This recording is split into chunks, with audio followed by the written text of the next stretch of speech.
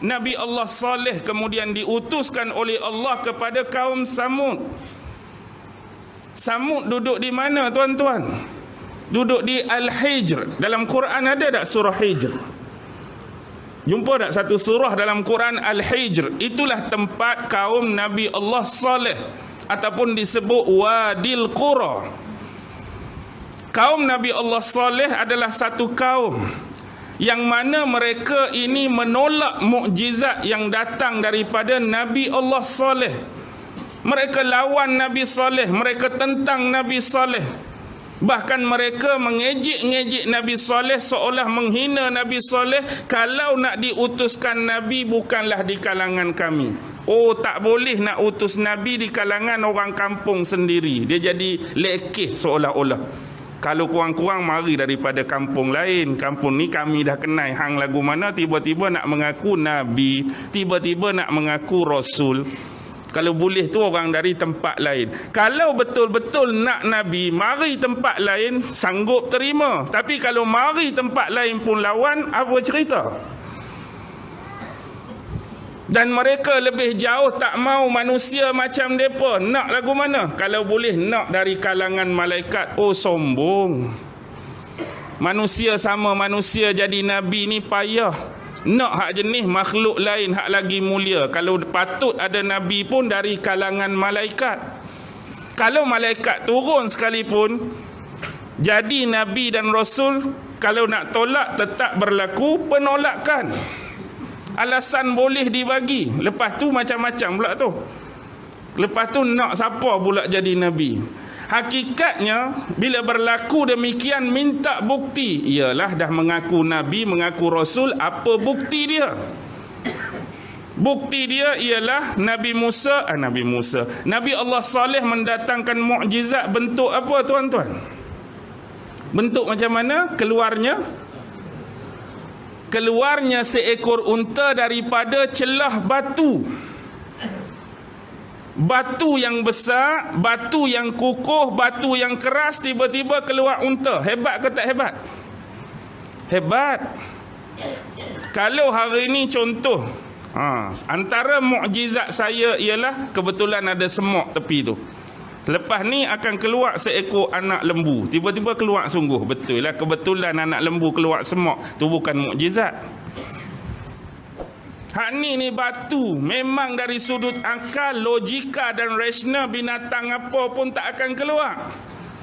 Unta lagilah besar, lembu ke, kerbau ke, seladang ke, memang untuk logik akal tak akan keluar daripada batu. Tetapi bila keluar, apa yang berlaku? Ada sebahagiannya beriman kepada Nabi Allah Saleh, tetapi yang menentang terus menentang. Bahkan lebih jauh mereka merancang untuk apa? Untuk bunuh unta tu. Bunuh mukjizat tu. Lalu mereka berpakat. Bila mereka berpakat, maka pada malam tersebut mereka sama-sama, lebih kurang ada 9 orang semuanya, lingkung unta tu. Bila nak mereka buat pekerjaan terkutuk tu, tiba-tiba rasa gemetar. Tangan mereka bergetar, jiwa mereka bergetar.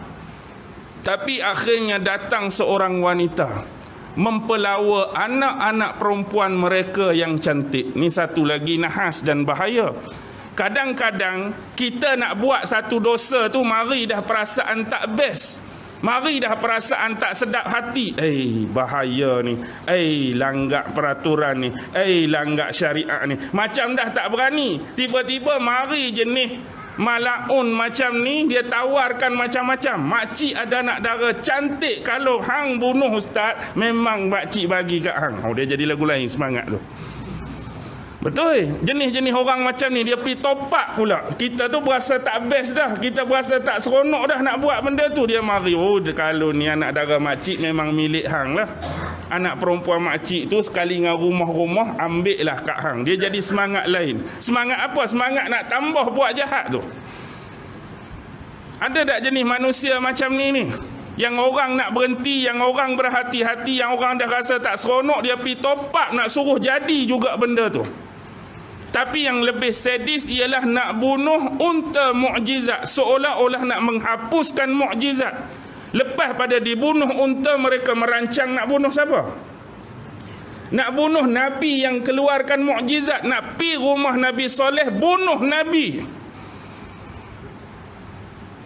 Dalam sejarah ramai Nabi-Nabi, Rasul-Rasul dibunuh. Bahkan yang paling besar poin di sini ialah menghapus dan mematikan mukjizat.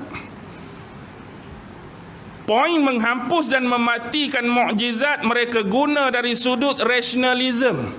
Memang mukjizat tak akan masuk pada rasional sampai bila-bila. Lalu hari ini dikreat satu pendekatan ideologi yang dipanggil rasionalisme. Mana-mana konteks cerita, mana-mana konteks sejarah yang tidak sejalan dan tidak selaras dengan rasionalism, maka tertolak. Hak rasional saja. Contoh, sebab itulah isu Isra' Mi'raj jadi isu besar bila dikaitkan dengan rasionalism. Masuk pada rasional tak isu Isra' Mi'raj? Memang tak akan rasional.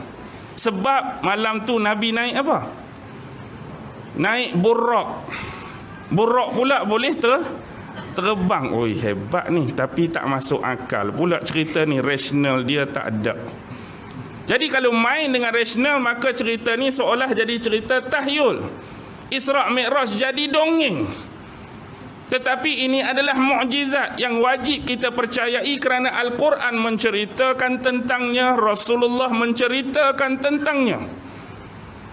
Banyak lagi benda yang tak masuk akal. Cuba perhatikan dalam kisah Nabi Allah Sulaiman. Nabi Allah Sulaiman berbicara dengan semut. Kalau berbicara dengan orang ke, orang buta ke, orang tu ke, orang ni boleh lagi lah. Ni semut. Kalau gajah tu besar juga.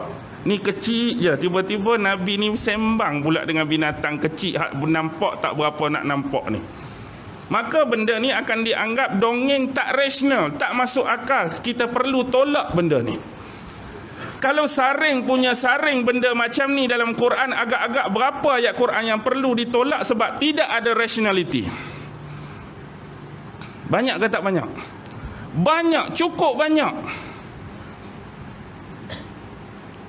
Nabi Allah Sulaiman mampu mengawal angin dan mampu membawa dia pergi ke mana saja. Boleh kawal angin, boleh bawa dia. Macam Goku dengan Gohan punya cerita. Tahu Goku dengan Gohan cerita. Tapi bukan nak samakan Nabi itu. Maksudnya seolah-olah hebat. Tak rasional ni, cerita kartun bolehlah, animasi bolehlah. Banyak benda-benda. Tambah-tambah mari mukjizat Nabi Isa, periduk orang matilah. Orang mati ni payah nak bagi hidup balik, tapi dia periduk balik. Orang buta pi sapu-sapu tangan macam tu, baca-baca sikit boleh celik balik. Kita hari ni nak bagi hak balik, hak buta tu jadi celik pun, bedah tu bedah ni masuk kornea lain apa semua sekali baru boleh celik. Ni akan sapu-sapu lagu tu. Tak rasional, tak rasional. Memang isu mukjizat dia tak akan terlepas dengan benda-benda macam ni. Tetapi mereka nak cuba hapuskan mukjizat Nabi-Nabi dengan bermain dengan rationality.